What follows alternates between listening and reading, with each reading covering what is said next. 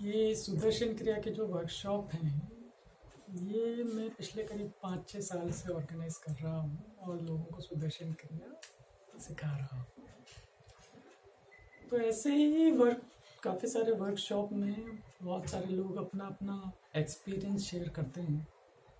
तो उन्हीं में से एक एक्सपीरियंस मैं आज आप लोगों के साथ शेयर करना चाहता हूँ।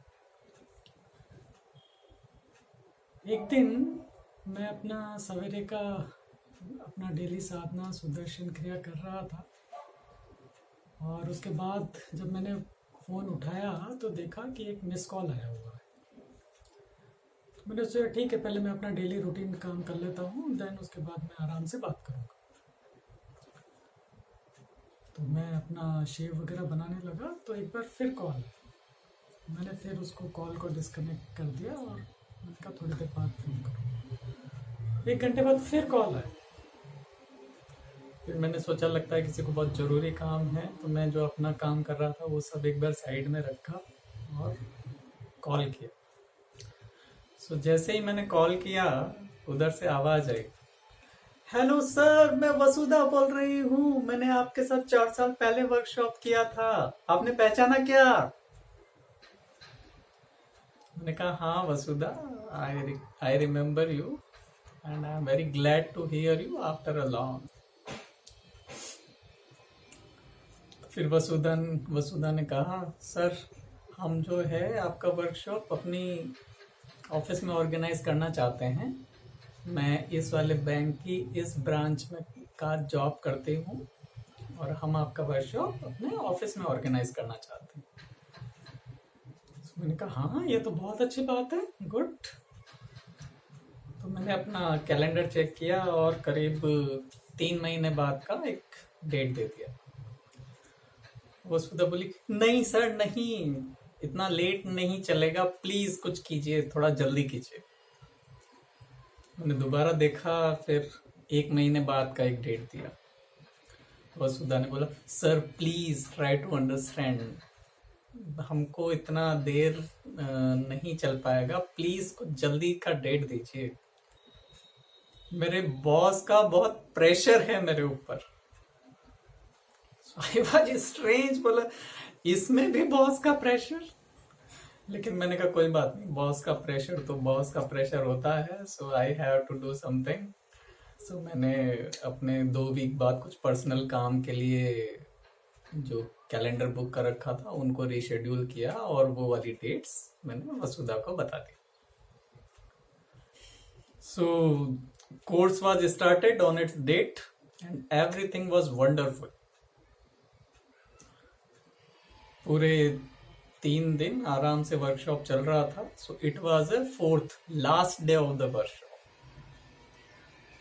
सो वर्कशॉप शुरू ही हुआ था तो एक लेडी बोली, hey Praveen, I would like to say something to you, I would like to share something with all of you. So I said most welcome, go ahead please. So lady ने बताना शुरू किया, बोला मेरा नाम अदिति शर्मा है और मैं इस ब्रांच की मैनेजर हूँ। I thought wow what a great lady. फिर उसने आगे बताना शुरू किया कि करीब 3 साल पहले ये वसुधा ने मेरे को बोला था कि मैम मैंने ये वर्कशॉप किया है, आप भी कर लो, आपको बहुत फायदा होगा।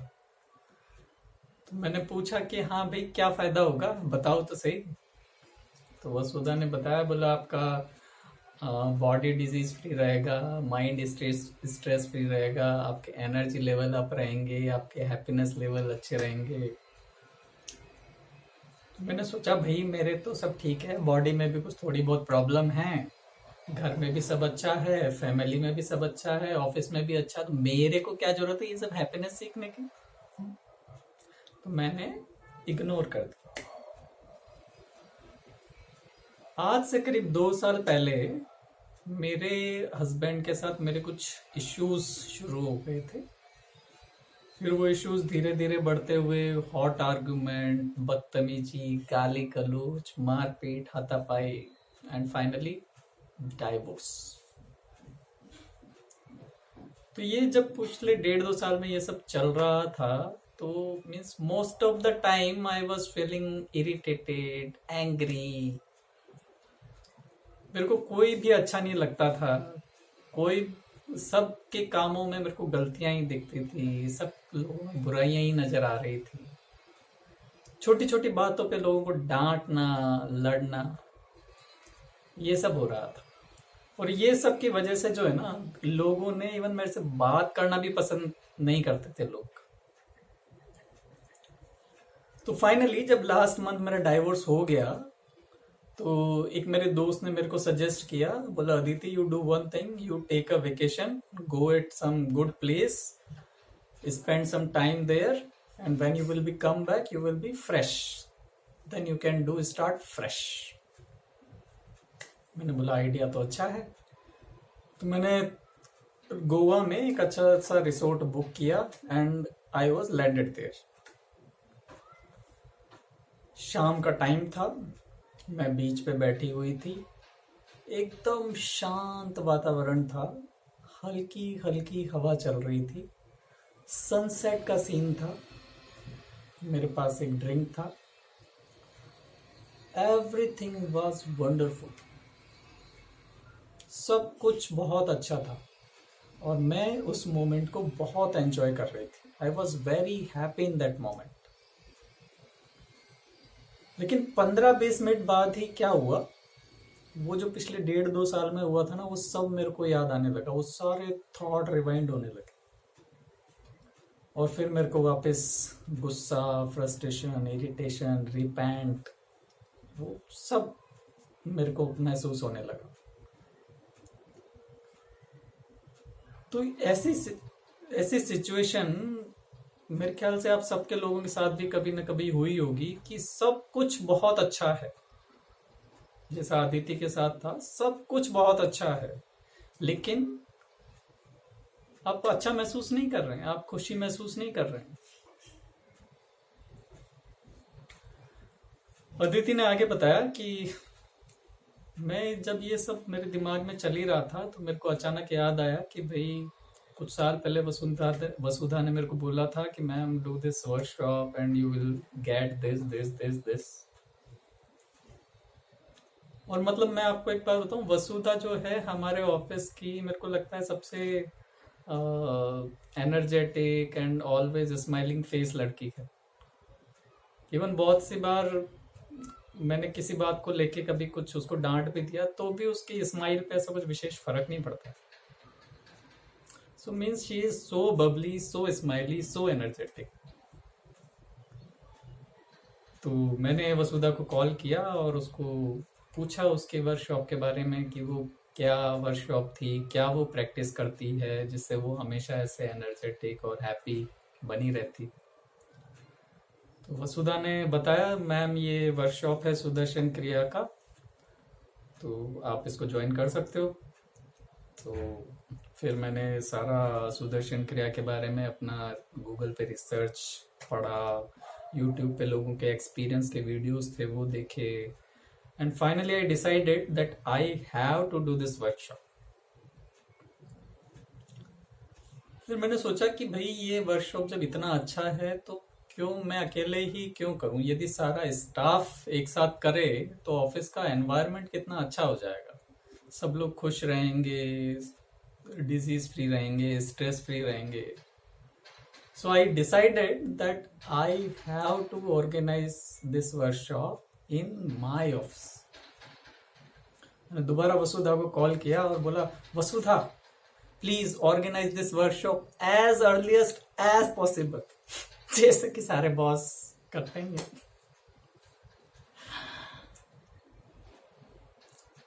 और अदिति ने बोला मैं I am very thankful for Vasudha कि उसने ये सब ऑर्गेनाइज किया और इसकी वजह से हम सब करीब 50 लोग जो ब्रांच में थे सबको इतना अच्छा एक्सपीरियंस करने का मौका मिला।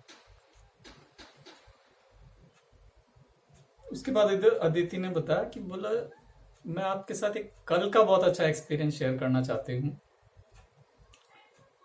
बोला कल जब ऑफिस के बाद ये सुदर्शन क्रिया करके जब मैं घर जा रही थी, तो जो सड़क पे ट्रैफिक था वो रोज की तरह था। जैसे शाम का ट्रैफिक होता ना, सड़क पूरी पैक, लोग हॉर्न बजा रहे हैं, आगे वाली गाड़ी साइड नहीं दे रही है, बाइक वाले स्कूटर वाले घुसे जा रहे हैं गाड़ी में। बोलो सब कुछ वैसा ही था जैसे रोज होता है। But nothing was bothering me. जैसे पीसफुल और हैप्पी स्टेट ऑफ माइंड से मैं ऑफिस से चली थी, उसी पीसफुल और हैप्पी स्टेट ऑफ माइंड से घर पहुंची। सो यहाँ पे ध्यान देने की बात यह है कि सब कुछ जो प्रॉब्लम थी वो रोज की तरह थी, but Aditi was not getting irritated or frustrated or angry with this tough situations.